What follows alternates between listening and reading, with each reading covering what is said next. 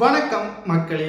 ஸ்டாலின் கதை முடிந்தது. விஜய் அவர்கள் வெளியிட்ட மிக மிக முக்கியமான அறிவிப்பு. புதிய பார்வையாளர்களாக இருந்தீங்கன்னா ஒரே ஒரு லைக் மற்றும் சப்ஸ்கிரைப் பண்ணிருங்க. கிட்டத்தட்ட 2 ஆண்டுகளில் தமிழ்நாட்டில் தாவேகா ஆட்சி அமைத்தது இன்று வரைக்கும் ஸ்டாலின் அவர்களால் ஏற்றுக்கொள்ள முடியவில்லை என்று பலரும் கருத்துக்களை தெரிவித்து வருகிறார்கள். அது உண்மைதான். ஆனால் ஸ்டாலின் அவர்களுக்கே அதிர்ச்சி அளிக்கக்கூடிய வகையில் மிக முக்கியமான அறிவிப்புகளை முதல்வர் விஜய் அவர்கள் வெளியிட போகிறார். இது திமுகவின் தொண்டர்களுக்கு மிகப்பெரிய ஒரு அதிர்ச்சியை ஏற்படுத்தக்கூடிய வகையில் அமையும்.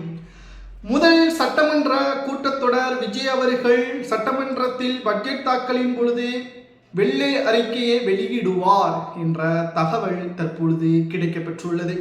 இந்த வெள்ளை அறிக்கை என்பது கடந்த ஆட்சியிலும் வெளியிடப்பட்டுள்ளது. பிடி பழனிவேல் தியாகராஜன் அவர்கள் திமுகவின் நிதியமைச்சராக ஓராண்டு பணியாற்றினார். அப்பொழுது வெள்ளை அறிக்கை அதிமுகவிற்கு எதிராக வெளியிட்டார். அது எந்த ஒரு பேசும் பொருளாகவும் அப்பொழுது இல்லை. ஆனால் விஜய் அவர்கள் வெளியிடக்கூடிய அந்த வெள்ளை அறிக்கை என்பது ஸ்டாலின் உள்ளிட்ட மிக முக்கியமான மாஜி அமைச்சர்களுக்கும் எம்எல்ஏக்களுக்கும் இது மிகப்பெரிய ஒரு தலைவலியாக மாறும் என்ற தகவல் தான் தற்பொழுது கிடைக்கப்பெற்றுள்ளது. அந்த வெள்ளை அறிக்கையில் அப்படி என்னதான் கூறப்போகிறார் முதல்வர் விஜய் அவர்கள் என்று நாம் பார்க்கும் பொழுது, ஒவ்வொரு துறைகளிலும் சுமார் 34 துறைகள் இருக்கிறது. கிட்டத்தட்ட காங்கிரசிற்கு 2 இலாக்காக்களும், விசிகாவிற்கு ஒரு இலாக்காவும், முஸ்லீம் லீக்கிற்கு ஒரு இலாக்காவும் ஒதுக்கி 34 அமைச்சரவையை வைத்திருக்கிறார் முதல்வர் விஜய் அவர்கள். இந்த இலாக்காவில் கடந்த 5 ஆண்டுகளில் என்ன எல்லாம் தவறு நடந்தது, அதற்கு மாஜி அமைச்சர்கள் தான் பொறுப்புகளை ஏற்க வேண்டும். ஏனென்றால் 5 லட்சம் கோடி கடன் தமிழ்நாட்டில் திமுகவின் ஆட்சியில் பெற்றது ஏன்? கடன் பெறவே கூடாதா என்று கேட்டால் அப்படியெல்லாம் கிடையாது. எல்லா மாநிலமும் கடன்களை பெறுகிறது. ஆனால் அந்த கடன் முழுவதுமாக தமிழக மக்களின் வளர்ச்சிக்காகவும் புதிய திட்டங்களுக்காகவும் செயல்படுகிறதா, அதை நிறைவேற்றினார்களா என்ற ஒரு கேள்வியும் இங்கு எழுகிறதல்லவா? இதனால்தான் தற்பொழுது விஜய் அவர்கள் அனைத்து கதவுகளையும் லாக் செய்து விட்டார்கள். நிதி நிலையை மோசமாக அனைத்தையும் துடைத்துவிட்டு சென்று விட்டார்கள் என்று பதவியேற்ற முதல் நாளிலும் சரி, திருச்சி கிழக்கின் பொழுது நன்றி செலுத்தும் பொழுதும் சரி கூறியிருப்பார். வெள்ளை அறிக்கை என்பது சாதாரண விஷயம் கிடையாது. இது பல தகவல்களை உள்ளடக்கியது.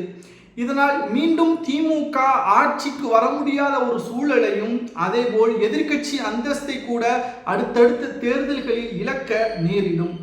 சரி, திமுக இந்த தேர்தலில் எதிர்க்கட்சியாக இருக்கிறது. அடுத்த தேர்தலில் எப்படியும் வெற்றி அடைந்து விடுமே என்று நீங்கள் கேட்கலாம்.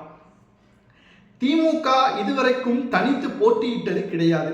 ஆனால் இனி வரக்கூடிய ஒவ்வொரு தேர்தல்களிலும் திமுக தனித்து போட்டியிடக்கூடிய ஒரு சூழல் தான் இருக்கிறது. இடதுசாரிகளை தவிர விசிகா, முஸ்லிம் லீக், காங்கிரஸ் திமுகவின் பல ஆண்டுகள் தோழமை கட்சியாக இருந்தது.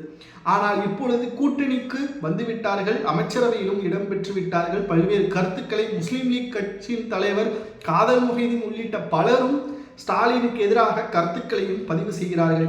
இந்தியா கூட்டணியிலிருந்து திமுக விலகிவிட்டதாக இன்று கூட சமீபத்தில் ஒரு சிறிது நேரம் முன்னாடி கூட அறிவித்தார் ஸ்டாலின் அவர்கள். இப்பேற்பட்ட ஒரு சூழலில் 234 தொகுதிகளில் தனித்து போட்டியிட்டால் 35% வாக்குகள் இவர்கள் நினைக்கிறார்கள் அதிகமாக மாறும் என்று. இங்குதான் மிகப்பெரிய ஒரு தவறை திமுக தலைவர் ஸ்டாலின் அவர்கள் வைத்திருக்கிறார்.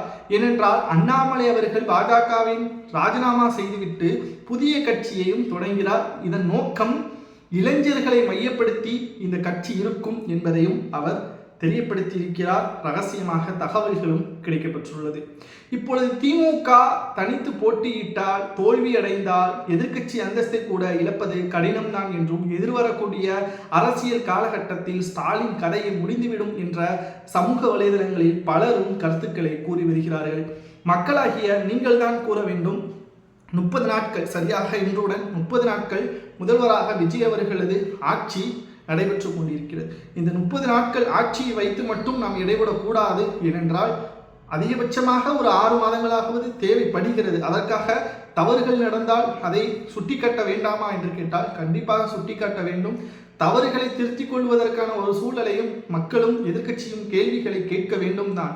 ஆனால் அதிகமான ஆதரவும் தற்பொழுது விஜய் அவர்களுக்குத்தான் இருக்கிறது என்பதை நாம் மறுக்கவே முடியாது.